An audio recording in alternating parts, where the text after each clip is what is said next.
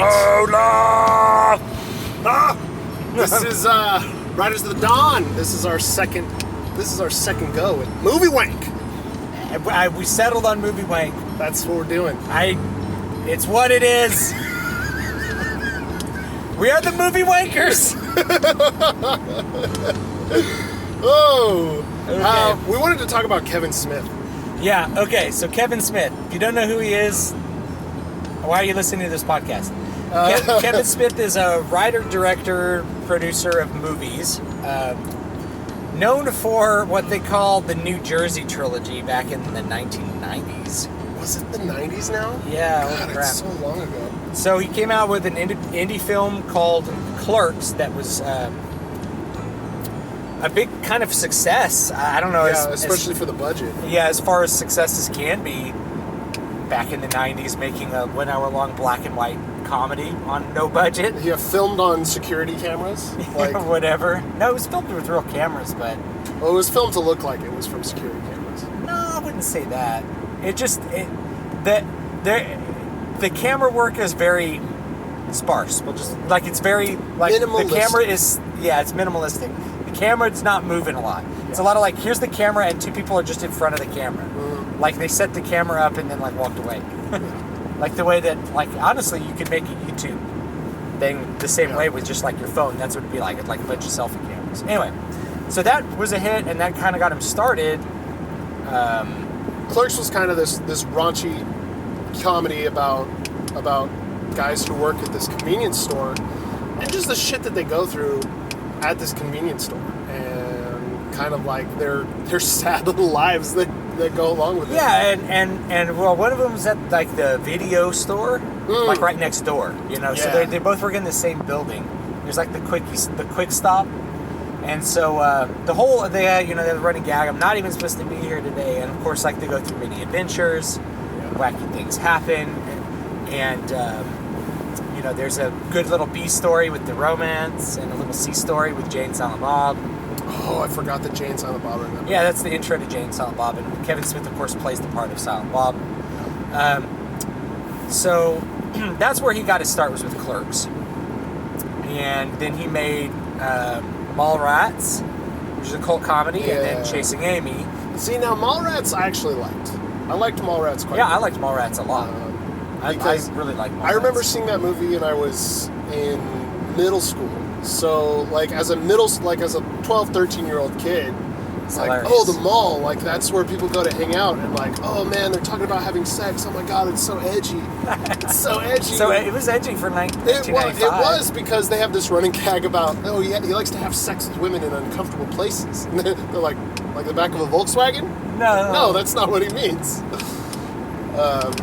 And so, I remember that was really funny. Again, you have these everyman characters. Yeah, what I find funny about Mallrats is that there's no, the story is pretty sparse. Yeah. There's honestly not much story. It's really just about the jokes. Yeah. And we've talked about this before.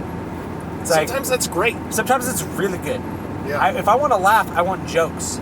It's the situation is funny. It's yeah, but the situation doesn't usually make me laugh. Mm-hmm. A dude putting a hand into his butt and then giving someone a chocolate-covered pretzel, that makes me laugh, right? Yeah, for sure. Man. And we've talked about, the first movie that we ever wrote was a bunch of gags, because we thought it was funny. And, I think our second run-through of it had a good plot, and it had a ton of gags, which is really what you see in cult classics. It's what you see in Super Troopers. It's what you see in Mallrats. It's really what you see in Clerks. Yeah, and if we're being honest, plots are a dime a dozen. It's not that hard to make a good plot. I say that, and surprisingly, people friggin' fail at it constantly. Yeah. Well, and that's the issue that I have, is Hollywood movies still somehow find a way to not have plot. Yeah. It's how do you... Well, they're so focused on plot that they put in more plot than they can develop. And then there's no character development, which means you don't believe the plot. Or the plot just isn't believable from the get-go. That was honestly, So yeah, Kevin Smith did. So he did those 3 movies. He did a movie called Dogma, which I really disliked personally. And then he did Jay and Silent Bob Strike Back, which I thought was amazing.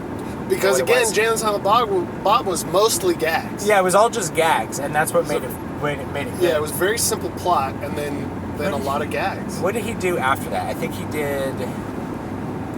I think there's one that I'm like forgetting about. And then he did Zack and Miri Make a Porno, and I remember watching that one. And I'm just like, I didn't believe the setup right from the get go. I thought it was stupid. Well, and here's the thing about there were good gags, but it just like the setup was dumb. Oh, he did Clerks 2. Yeah. Well, here's the thing about Kevin Smith is about the time that Jay and Silent Bob Strike Back comes out. He discovers pot for the first time, and he decides that it was Zack and Miri. That it was. I remember the story now. I'm sorry for interrupting you, but I remember the story now. So, what's the name of the guy? Seth Rogen. Seth Rogen convinced Kevin Smith had never done drugs, even though Jason Mewes, who plays Jay, is like a friggin' drug addict. Yeah. And is like in and out of rehab. And whenever you see him off camera, you're like, this guy looks rough. And somehow you see him on camera, you're like, this guy doesn't age. Like, I don't know. Yeah.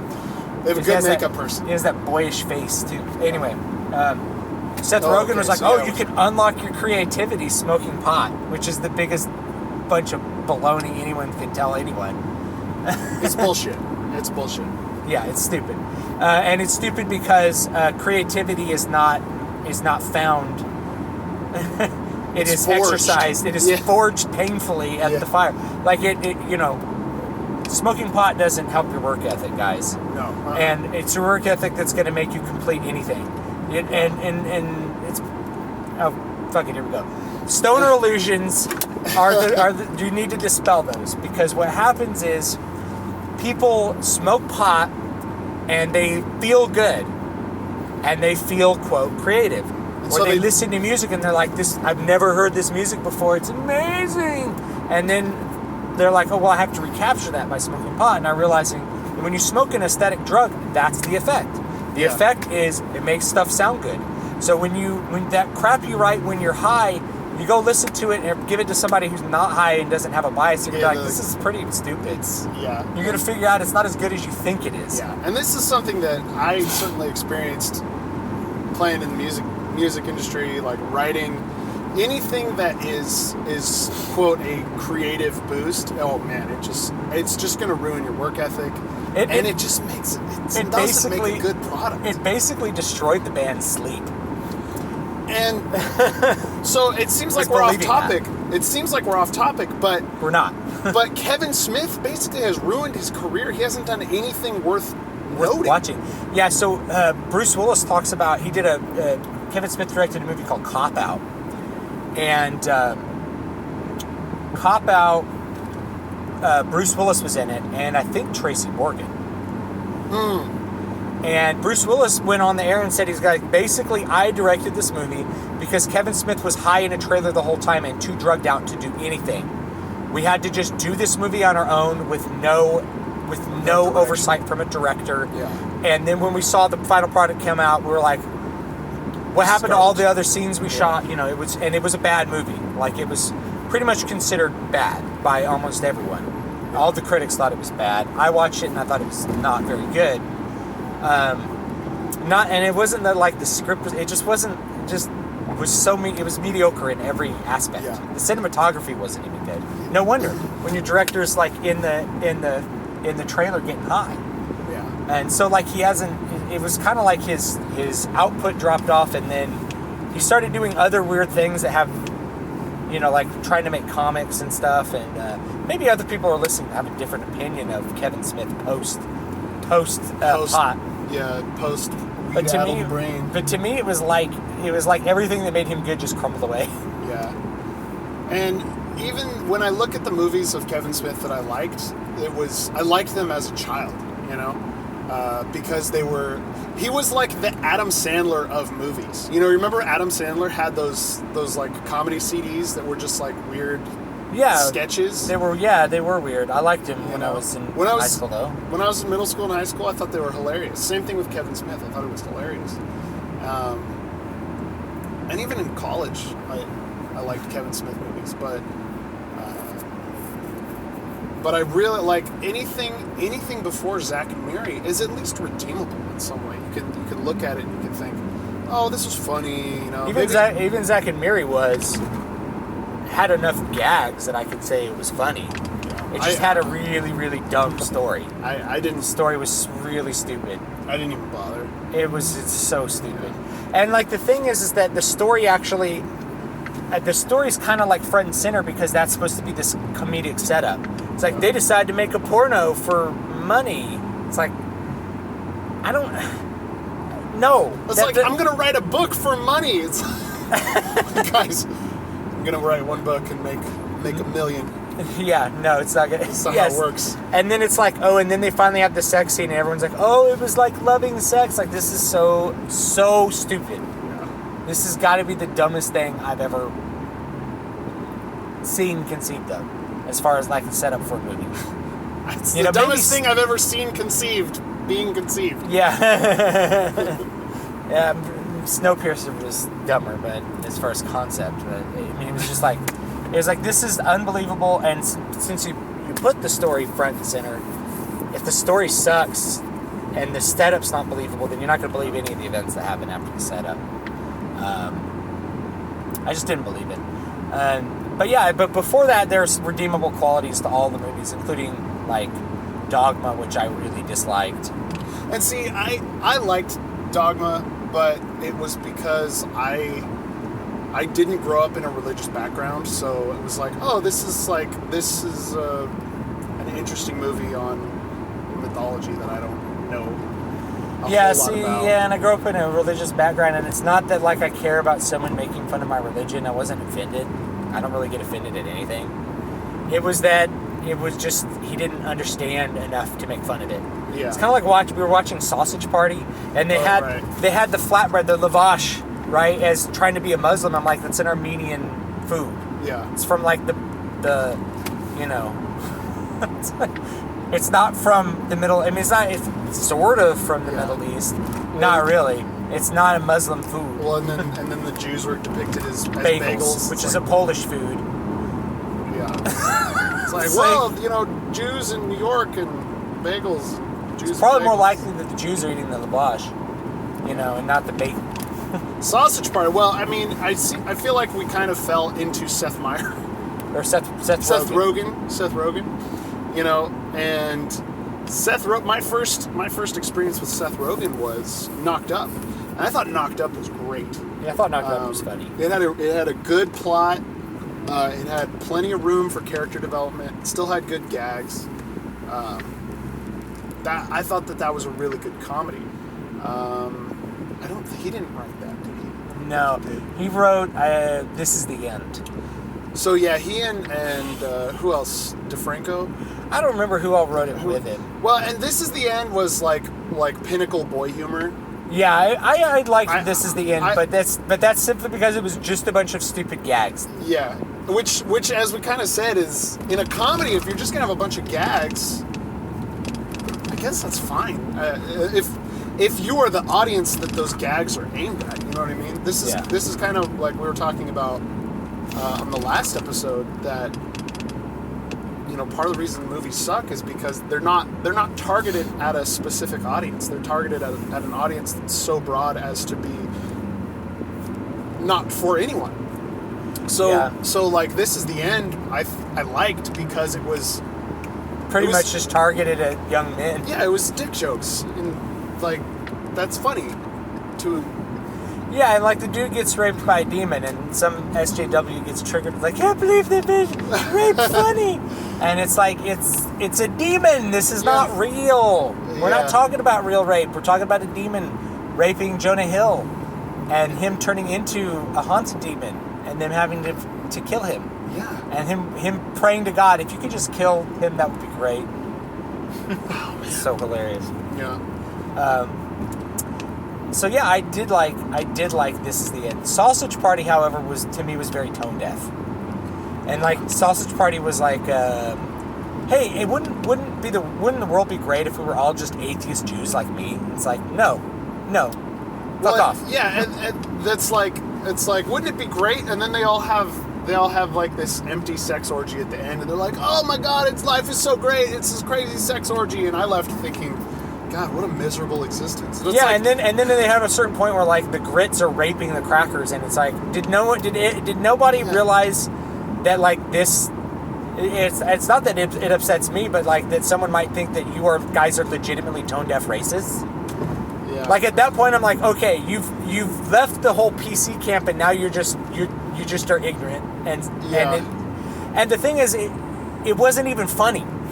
You know, it's like, we're gonna rape the crackers. It's like, I don't. What? Yeah, I didn't. For me, it came down to like the theme of the movie was hedonism. Yeah. Like, and that and is I hate not, that. Yeah, it's something that I don't value that, and I'm sure people thought it was funny. I did not. The first 15 minutes, I really laughed hard. The first 15 minutes were great, and then it just kind of goes downhill because it's just about hedonism, and so that was interesting. We've totally gotten off track.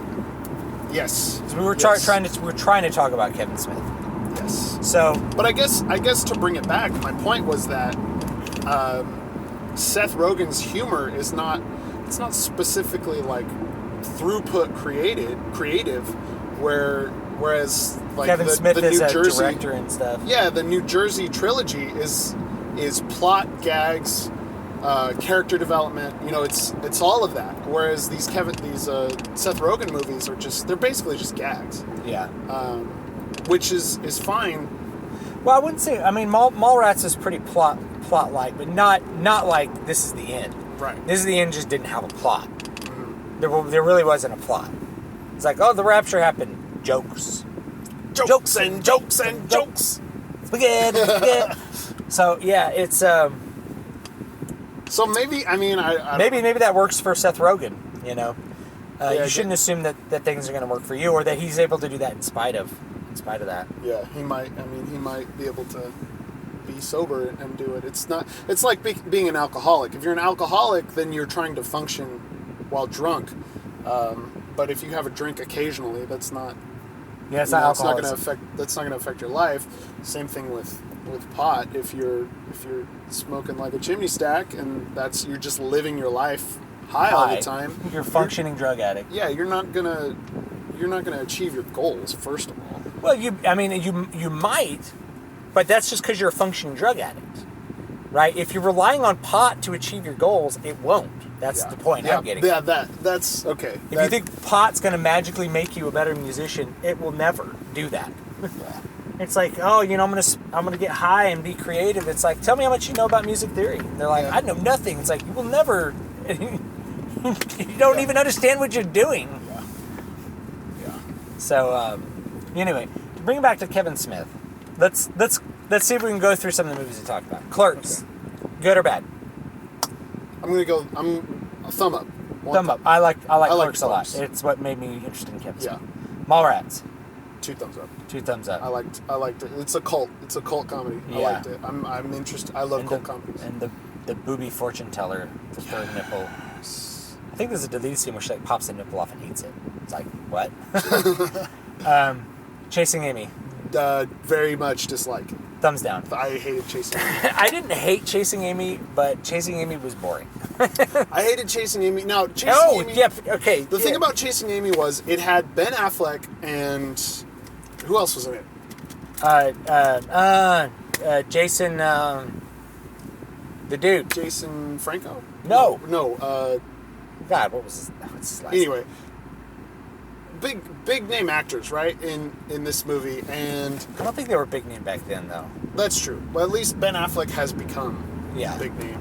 And when I watched the movie, I just remember thinking, okay, this dude is in love with Amy, but Amy doesn't want him. He's perma friend zoned, and she tells him he's a lesbian. She's a lesbian. Yeah. And then... Turns out she's not a lesbian, she's just a colossal slut. Yeah, and doesn't want him. Which is like the ultimate insult from his perspective, or should be at least. This guy is such a cuck. Well, he's such a beta. He's such a beta. He's like, I hate to use those terms. I hate those terms. But he's Rover. He's freaking Rover mode. Yeah, like this. He's so below like anything respectable because he just is like worshiping this woman who treats him like garbage and has no virtue. She has no virtue. She's this awful character. She's you have an awful virtueless. character chasing, or you have a unrespectable character chasing a non-virtuous character, and feeling like he's less of a person because the person who's worthless doesn't want him. And I guess as I say it out loud, it's like, oh, well, if that was my perspective, that I had nothing of value to offer and someone who was worthless didn't want me, man, what do I have to offer? But there's no self-growth of this character. Yeah. He's just like... You get to the end and then he proposes an orgy and everybody walks away and that's the end of the movie. 30 minutes after it should have happened. Oh my God. At least 30 minutes. That movie's way long for what's in it. Yeah. And it's just like a bunch of... there's a bunch of conversations that aren't even funny and aren't related to anything. They're sitting around swings talking about sexuality. And it's total... I mean, it's kind of like Birth of the Social Justice Warrior kind of... In some ways, yeah. And I think about it, it's like... The creature thus, people! Well, it's like the whole film is just navel-gazing, you know? It's like, oh, what's the point of anything? What's my life about? Anyway. If you liked it... Good. I'm glad there's something... Yeah.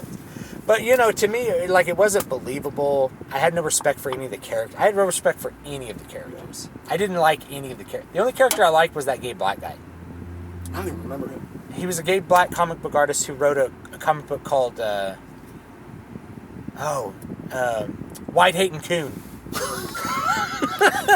And I just love that. I thought that character was hilarious. He's like, and he had this whole persona when he went to the comic book industries. He was like this Black Panther guy, and he walks up and he says, "Okay, guys." I thought that was actually really funny. I wanted more of him. I would have liked a movie about that. Yeah. But Kevin Smith made it about comic books because I think he likes comic books, and that's cool. Yeah. And I got that part of it. And I got the relationship between the two male characters. There's the semi-antagonistic friendship. But it just doesn't go anywhere. Yeah. And you just continually lose respect for the characters at least I did, as the story goes on. I remember watching it like back in the day, and I was like, well, that was kind of dumb. Yeah. And then I didn't really think that it was that good, but I didn't think it was that bad until later on when I watched it again. Yeah. We watched it again a couple of years ago, and we're like, why did we watch this? Yeah. Well, that was... Chasing Amy was always the movie that people were like, yeah, I think it's one of his weaker movies, but I really like Chasing Amy, and I've always been of the opinion that movie sucked. I always thought that movie sucked. But what about, if I'm remembering right, kind of second guessing myself, he directed Jersey Girl. Oh, that's right. That's one of the ones I'm forgetting. And that had Ben Affleck and I think Liv Tyler. Yeah, I liked that one. And that was just like a classic rom-com. I actually don't remember it. It was a really great rom-com, kind of like a family rom-com, and I thought he did a really great job in that one. It was like it hit all the beats. It wasn't Save the Cat, so I liked it, but it definitely had like likable characters. That was the thing. It's like I like all these characters. The little kid is sweet. She wants to do all of her. She's auditioning for a school musical, but it's not really a musical. It's like everyone chooses a song and then they do it with their parents or with their classmates. And so the entire rest of her class chooses music from Cats, and she chooses a song from Sweeney Todd. And so she and Liv Tyler and Ben Affleck. That's right, I remember get together this at the end now. and they sing this Sweeney Todd song, and I remember that. It was so great because it's Sweeney Todd. I like Sweeney Todd a lot. So the fact that first of all he gives a nod to, at the time, a more obscure Broadway production, and shows kind of these people raising this girl to have like entertainment likes outside of the norm, and that being okay. it was kind of like, in the context, it seemed like a ballsy move. And so I really liked Jersey Girl. Yeah, I remember liking that one. I just don't remember that much about it. I think I saw it one time. Yeah. Okay, let's keep going down the list. Dogma. Dogma. I'm mixed. I'm gonna say thumbs down. I didn't like Dogma. Down. I liked Dogma. The jokes revolved around things that I knew more about than the writer, and so then I just didn't find it very funny. Yeah, I didn't think Dogma was very funny, but I thought that it had an interesting plot if you were not... It'd be like watching a Russian comedian make jokes about how Americans are always drinking things out of red cups. Yeah, I guess so. Yeah. I'd be like, what are you talking about? Yeah. So I thought that the plot was interesting.